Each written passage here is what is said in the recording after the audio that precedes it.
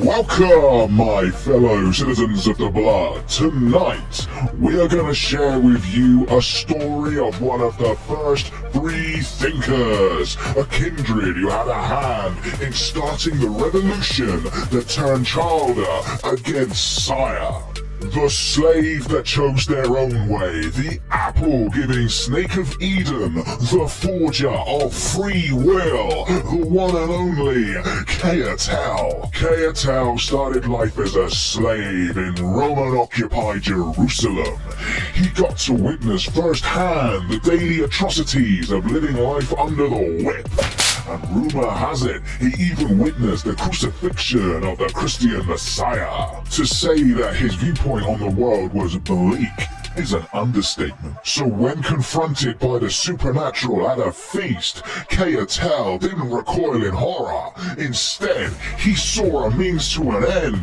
It was time for him to choose his own destiny. Approaching one of the feast's more stranger guests, Khay'tall prostrated himself on the floor and asked to be made like one of them. He was in luck. The guest was a Setite, or to you more modern-day kindred, a member of the ministry named Neshi, who jokingly asked, why? Now, Khay'tall's answer was perfect. He said, everyone is a slave to something, whether it be vice, religion, or other men. And if he was gonna be a slave, he wanted to be a slave to something of his own choosing.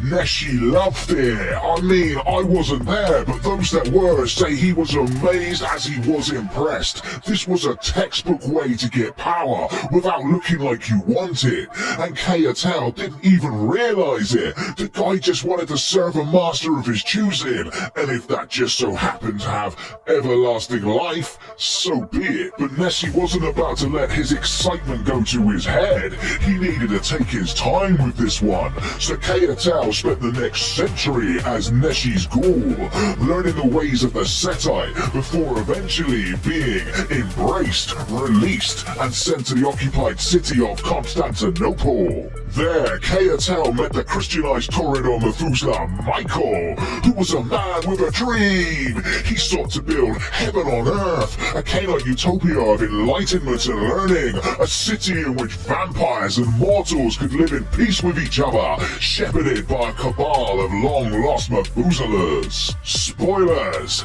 It was a clusterfuck, and Khay'tall was pivotal in proving it. You see, Khay'tall had met Michael by pure chance in Carthage some time ago, and the two kindred talked over many nights about the necessities of vice and temptation.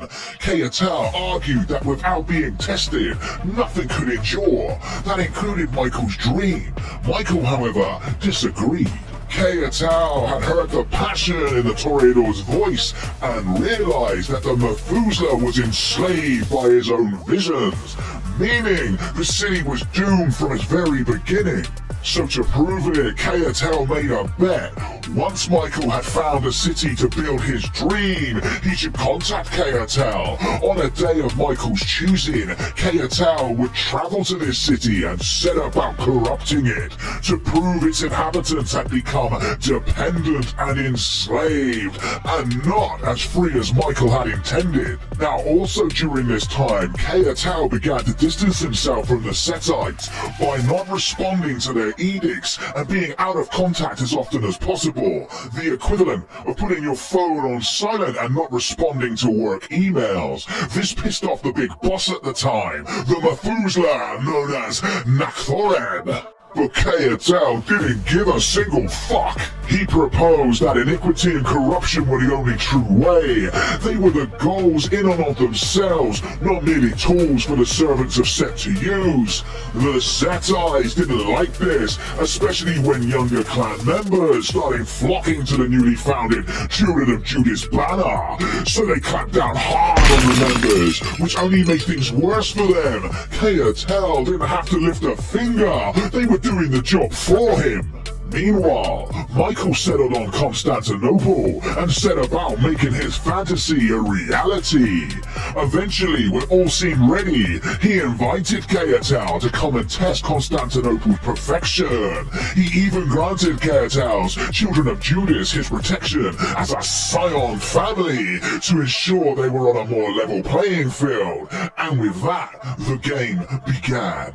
Khay'tall and his charmer, with Michael's protection, seeped into the dream like ink in water. A few drops at first, barely noticeable, but spread quickly, staining everything they touched. Khay'tall ignored the younger kindred, focusing instead on the city's elders. One by one they fell to decadence, selfishness and depravity, turning their backs on the dream.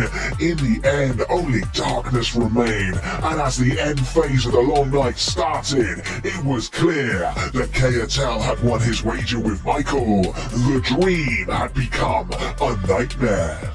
What happened next is the part that has a lot of kindred confused.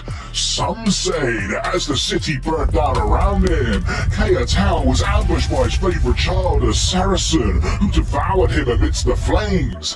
Others say Khay'tall survived, his heart having previously been removed and locked in an amulet, eventually finding itself in the Red Temple of Thebes. But we here at the Red question of another ending to this story, one that makes more sense and shows how this kindred changed the course of history. You see, everyone skips the part of the story where Khay'tall turned away from his Setite masters. He was able, through sheer force of will alone, to ignore their commands. His pursuit of personal pleasure, or as we like to call it, free will, had allowed him to pursue his own agendas, and his charmer had seen this. The children of Judas, who had been documented as vice-centered and focused on depravity for depravity's sake, were in fact spreading the idea of free will for kindred.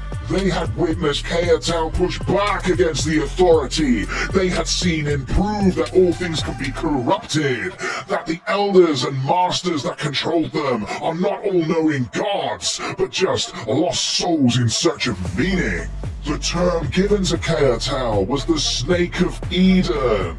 But what did this snake in religious text give to Eve? Knowledge of good and evil. The snake opened their eyes, and in doing so, shattered the dream that God intended for them. So as the city burned, Khay'tall was indeed confronted by his favorite child, Saracen. But far from coming with murderous intent, his child begged for freedom from his control. Khay'tall saw in his child the same earnest desire to choose his own fate that he once had. He couldn't refuse. Instead, he gave himself over to his child, allowing himself to be diabolized. He was the forbidden fruit. Saracen and the children of Judas then scattered to the winds to spread Khay'tall's teachings across the world.